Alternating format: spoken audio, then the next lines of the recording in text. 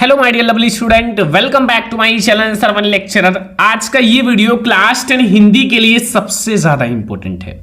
आज मैं आप लोगों को बताने वाला हूं कि क्लास 10 हिंदी की तैयारी कैसे करें। ठीक है, अब आपके पास ज्यादा समय भी नहीं बचा हुआ है, तो बचे समय में आप क्लास 10 हिंदी की तैयारी कैसे करोगे, आज की इस वीडियो में मैं आपको बताने वाला हूं। सबसे पहले आप प्रॉमिस करो कि इस वीडियो में जो जो टिप्स मैं आप लोगों को बताने वाला हूं और जैसा मैं बताऊंगा वैसे आप तैयारी करोगे, क्योंकि ये वीडियो हिंदी का एक ऐसा वीडियो है जिससे आप पढ़कर 95% ला सकते हो। ऐसे ही मैंने जो बच्चे पेपर दे चुके हैं उनको भी ऐसे ही तैयारी करने के लिए बताया था और वो 95, 98, 99 मार्क्स तक लाए हैं। तो सबसे पहले आप ये प्रॉमिस करो कि इस वीडियो को लास्ट तक देखोगे और जो जो मैं आपको बताने वाला हूं बस एक महीना ऐसे पढ़ लेना हिंदी को। आपको हिंदी में 90% लाने से कोई नहीं रोक सकता। बस एक महीना जैसा मैं बताऊंगा हिंदी की तैयारी वैसे करो, आप 90%, 95%, 98% लाओगे। सबसे पहले आप इस वीडियो को लाइक कर देना, अगर चैनल पर नया हो तो सब्सक्राइब भी कर लेना। बहुत सारे स्टूडेंट सोचते हैं कि हम हिंदी की तैयारी कैसे करें और सारे स्टूडेंट लास्ट टाइम में ही हिंदी की तैयारी करते भी हैं। ठीक है, तो अब आपके पास लास्ट टाइम आ चुका है और मैंने आपको बताया था कि हम आपको हर एक सब्जेक्ट ऐसा पढ़ाएंगे कि आप हर एक सब्जेक्ट में 95% लाओगे। तो हम लोग सबसे पहले शुरू करेंगे हिंदी की तैयारी से। ठीक है, तो हिंदी की तैयारी आप कैसे करें, अब हम हिंदी की तैयारी कैसे करें, क्लास 10 हिंदी की तैयारी कैसे करें ताकि हिंदी में हम 95% ला सकें, 95% ला सकें, 95 मार्क्स ला सकें 100 में से। ठीक है, तो बहुत ही ज्यादा इंपॉर्टेंट है, ध्यान से देखना। सबसे पहले आपको क्या पढ़ना है, कैसे हर एक टॉपिक को तैयार करना है, सब कुछ मैं आपको बताऊंगा, एक एक टिप्स को बताऊंगा। आप हिंदी में 95, 98 लाओगे, लेकिन अगर बचे हुए समय में आप केवल पढ़ाई करोगे, ठीक है, आप ज्यादा खेल कूद मस्ती ये सब मत करना। अब आपके पास बहुत कम समय बचा हुआ है, अब ओनली आपको पढ़ाई करना है। ठीक है, पढ़ाई करना और हिंदी सब्जेक्ट को भी पढ़ना है, अब हिंदी सब्जेक्ट को छोड़ना नहीं है। ठीक है, तो सबसे पहले बहुत सारे स्टूडेंट ये सोचते हैं कि हम सबसे पहले क्या पढ़ें, क्या तैयार करें, ये बहुत सारे स्टूडेंट का डाउट होता है। तो my dear student, class 10 Hindi यानी कि हिंदी में सबसे पहले अब आपको क्या पढ़ना है, बहुविकल्पीय प्रश्न, क्योंकि पहले बहुविकल्पीय नहीं आते थे। अब आपके 20 मार्क्स के ऑब्जेक्टिव क्वेश्चंस आते हैं। कितने मार्क्स के?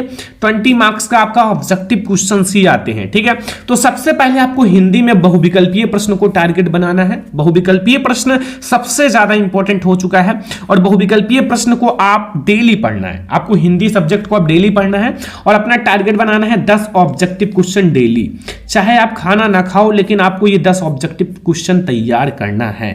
ठीक है, एक स्ट्रेटजी बना लो कि हमें 10 ऑब्जेक्टिव क्वेश्चन तैयार करना है। एक महीने के बाद आप इतना ज्यादा ऑब्जेक्टिव तैयार कर लोगे कि कोई आपसे ज्यादा नहीं रहेगा।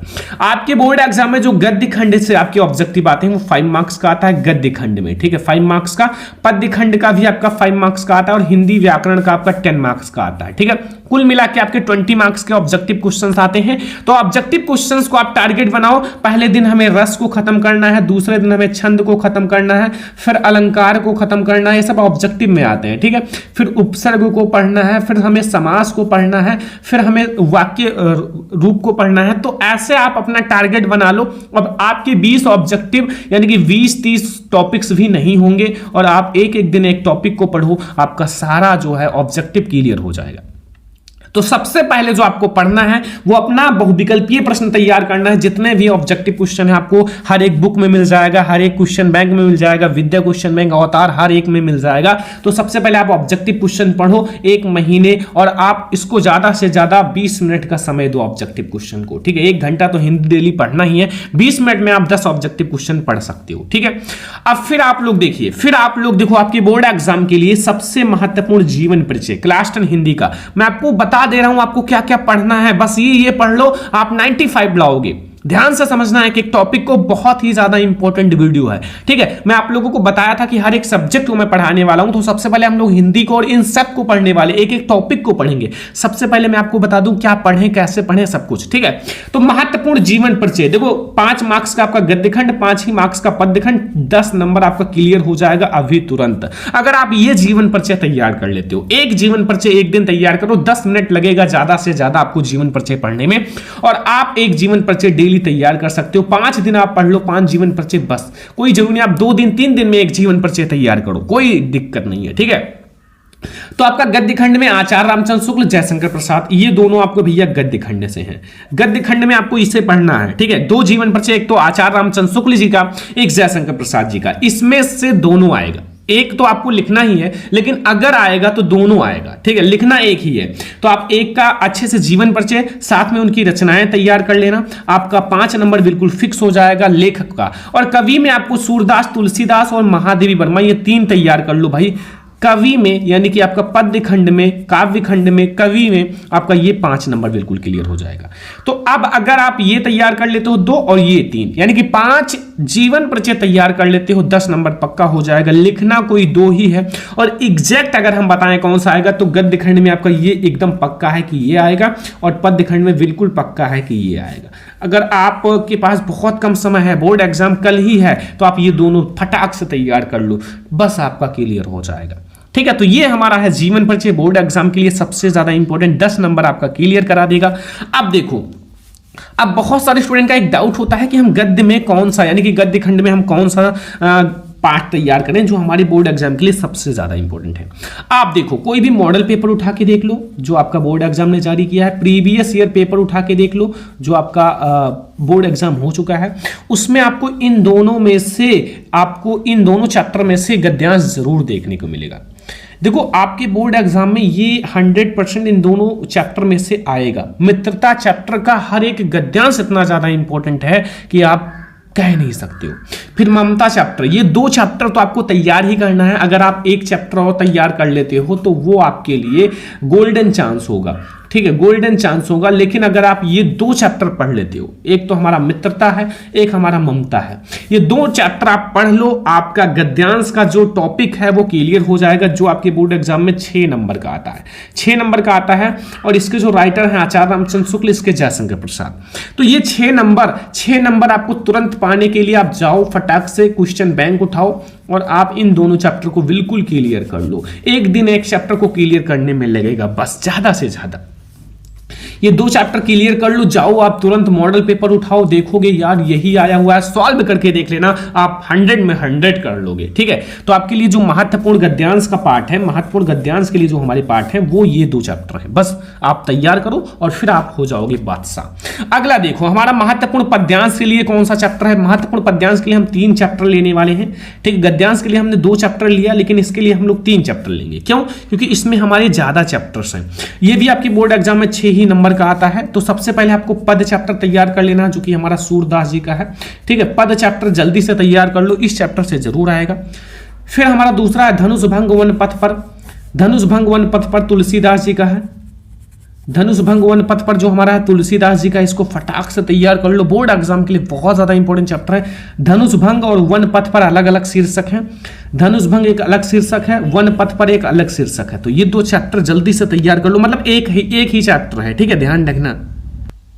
और अगला जो हमारा तीसरा चैप्टर है वो भक्ति नीति है। कौन सा है? भक्ति नीति। देखो, ये बिहारी लाल जी का भक्ति नीति का चैप्टर बहुत ही ज्यादा इंपॉर्टेंट है। तो ये 3 चैप्टर आप पद्यांश के लिए तैयार करो, 6 नंबर बिल्कुल क्लियर कर लो। देखो, मैं आपके लिए इतना कम समय बचा हुआ है, इसलिए मैं आपको वो चीज बता रहा हूं बिल्कुल जो बोर्ड एग्जाम में 99% हिट करेगा, इसलिए मैं आपको वही चीज बता रहा हूं, ठीक है, बकवास नहीं बता रहा हूं। आप वो पढ़ो जो बोर्ड एग्जाम में आना है, ठीक है। अगला आ जाओ, अब हम लोग देखो संस्कृत के लिए महत्वपूर्ण पाठ 2024 बोर्ड एग्जाम के, देखो गद्यांश 5 मार्क्स का, पद्यांश 5 मार्क्स का, यानी कि 10 मार्क्स का आपका संस्कृत भी आता है, ठीक है, 10 मार्क्स का। एक तो 5 नंबर का गद्यांश का आएगा संस्कृत में, एक 5 नंबर का पद्यांश का आएगा। तो ये 10 नंबर कैसे क्लियर करोगे? बस 4 चैप्टर पढ़ो, 10 नंबर क्लियर है संस्कृत का, ठीक है। जो बता रहे हैं बिल्कुल फोकस करो, और आप लोग क्या करो कि इन सब चैप्टर्स को आप पढ़ो, ठीक है। आप कोई भी क्वेश्चन बैंक उठा लो, कोई भी गाइड उठा लो, कोई भी बुक उठा लो और उसको पढ़ना शुरू कर दो। इसमें भी आपके इंपॉर्टेंट है, जैसे आपका वाराणसी चैप्टर बहुत ज्यादा इंपॉर्टेंट है, इसमें से भी 1-2 ऐसे आपके पद हैं, 1-2 आपके ऐसे गद्यांश हैं जो कम इंपॉर्टेंट है, और 2-4 ऐसे हैं जो बहुत ज्यादा इंपॉर्टेंट है। तो आप भैया वाराणसी चैप्टर को फटाक से, ये तो बहुत ज्यादा, इसके हर एक जो आपके गद्यांश है, हर एक लाइन बहुत ज्यादा इंपॉर्टेंट है, जो हमारा वाराणसी चैप्टर है। वीरा वीरण पूज्यते भी बहुत ही ज्यादा इंपॉर्टेंट है, इससे क्वेश्चन आते हैं, जैसे वीरा केन पूज्यते, वीरा वीरण पूज्यते, ठीक है। और हाँ, इसमें से भी आपके आते हैं। ठीक है, अगला है भारतीय संस्कृति। जैसे जिस प्रकार से हमारा वाराणसी चैप्टर इंपॉर्टेंट है, वैसे हमारा भारतीय संस्कृति भी बहुत ही ज्यादा इंपॉर्टेंट है। तो प्लीज आपसे यही रिक्वेस्ट करेंगे कि इन दोनों तीनों चारों चैप्टर को तैयार कर लो। प्रबुद्धो ग्रामीणा भी बहुत ज्यादा इंपॉर्टेंट है माय डियर स्टूडेंट, इसमें आपका गद्यांश और पद्यांश दोनों आता है। तो ये 4 चैप्टर आप पढ़ लो, समय है यार, अभी आपके पास बहुत समय है। 4 चैप्टर क्या है, कुछ भी नहीं है। जब आप बड़े बड़े क्लास में जाओगे तो ये जो 4 चैप्टर है ना, वो आपके एक ही चैप्टर में मिलेगा, एक भी चैप्टर से कम है ये। ठीक है, तो इसलिए आप ये 4 चैप्टर पढ़ो, आपके संस्कृत के जो महत्वपूर्ण गद्यांश है पद्यांश है वो बिल्कुल क्लियर हो जाएगा, कोई नहीं काट सकता। ठीक है, तो आपसे यही रिक्वेस्ट करेंगे कि आप पढ़ लो, और आप अगर आज पढ़ लोगे तो बोर्ड एग्जाम में जब पेपर देने जाओगे तो मजे करोगे, कहोगे सर ने बता दिया था वही आया है। ठीक है, तो ये 4 चैप्टर पढ़ लो, कोई दिक्कत नहीं है, 10 नंबर पक्का भी हो जाएगा। अब एक टॉपिक आपका आता है श्लोक। श्लोक तो आप लोग भाई कर ही सकते हो, कुछ भी नहीं है श्लोक में। आप 2 श्लोक तैयार कर लो, आपका ये 3 नंबर क्लियर हो जाएगा। तो श्लोक में क्या है, आप जाओ फटाक से। एक सर्वे भवन्तु सुखिनः सर्वे सन्तु निरामयाः सर्वे भद्राणि पश्यन्तु मां कश्चित् दुर्भागा भवेत्, आपका तैयार हो जाएगा। और हिंदी का एक बेस्ट टाइम टेबल में अपना समय दो यार, बेस्ट टाइम टेबल जो भी बनाओ आप, हिंदी को 1 घंटा समय दे दो, क्योंकि अगर आप इसमें फेल हो गए तो हर एक सब्जेक्ट में आप फेल हो जाओगे। तो हिंदी में आप भाई समय दो, हिंदी को कम मत समझो। ठीक है, सरल मत समझो। बहुत सारे स्टूडेंट इसको सरल समझते हैं, ऐसी गलती मत करो। अगला देखो हमारा जो निबंध है, देखो निबंध के लिए भैया 7 नंबर आपको मिलेगा। 7 नंबर बिल्कुल पक्का कर लो, क्या है कुछ भी नहीं है निबंध में, बस आपको ये पता होना चाहिए कि हमें कौन कौन सा तैयार करना है। पहला पर्यावरण प्रदूषण, देखो प्रदूषण की समस्या तथा समाधान पर निबंध आता है, तो आप लोग इसको तैयार कर लो। ठीक है, दूसरा है बेटी बचाओ बेटी पढ़ाओ, ये भी निबंध बहुत ज्यादा इंपॉर्टेंट है। बेटी बचाओ बेटी पढ़ाओ वाला निबंध भी बहुत ज्यादा इंपॉर्टेंट है। तीसरा है विज्ञान वरदान है अभिशाप, विज्ञान एक वरदान है अभिशाप, इस पर भी आपका निबंध बहुत ज्यादा आता है। चंद्रयान पर निबंध भी बहुत ज्यादा आता है, चंद्रयान जो लॉन्च हुआ है उस पर भी निबंध आ सकता है, क्योंकि अभी ये नया टॉपिक है और नया टॉपिक पर निबंध दे ही देता है। जैसे एक बार कहा गया था कोरोना वायरस, लेकिन उस पर नहीं आया था, बट ये हो सकता है कि आ जाए, क्योंकि एक अलग सा टॉपिक है, ये हमारे सक्सेस में काम आया है, वो तो एक हानिकारक चीज था। आतंकवाद भी बहुत ज्यादा इंपॉर्टेंट है, आतंकवाद का कारण भी और निवारण भी, इस पर आप विचार करो और लिखो।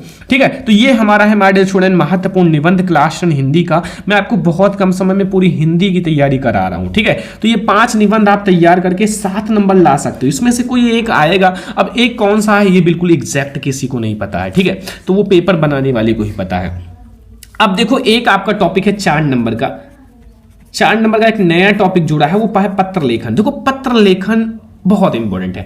अगर आप ये समझ गए लिखने का सही तरीका, जो कि मैंने बता रखा है, या फिर कहोगे तो मैं फिर से बता दूंगा, लिखने का सही तरीका, अगर आपको लिखने का सही तरीका पत्र लेखन का पता चल गया ना, तो एक पत्र लेखन में लिखने का सही तरीका चला, आप 10 पत्र लेखन लिख सकते हो, क्योंकि उसमें भी निबंध की तरह आपको भरना है। बीच में ऊपर सही लिखो श्रीमान प्रधानाचार्य, वो सब सही लिखो, बस बीच में भरना ही रहता है। तो इस पर मैं एक अलग सा वीडियो बना चुका हूं, अगर आपने नहीं देखा है देख लो, या फिर मैं एक वीडियो और बना दूंगा। आप लोग कहोगे एक और बना दूंगा, आप लोगों के लिए ही सब कुछ करना है। तो पत्र लेखन आप पढ़ लो, बहुत ज्यादा इंपॉर्टेंट है, 4 नंबर क्लियर। खंड काव्य भाई हर एक जिले में अलग अलग होता है, बहुत बार बता चुका हूं, ये 3 नंबर आपको क्लियर करना है। तो अपने स्कूल में जाओ, हिंदी वाले टीचर से पूछो सर हमारे इधर कौन सा खंड काव्य आता है, वो बताएंगे, उसको आप तैयार कर लो, आपका खंड काव्य का टॉपिक 3 नंबर तैयार हो जाएगा।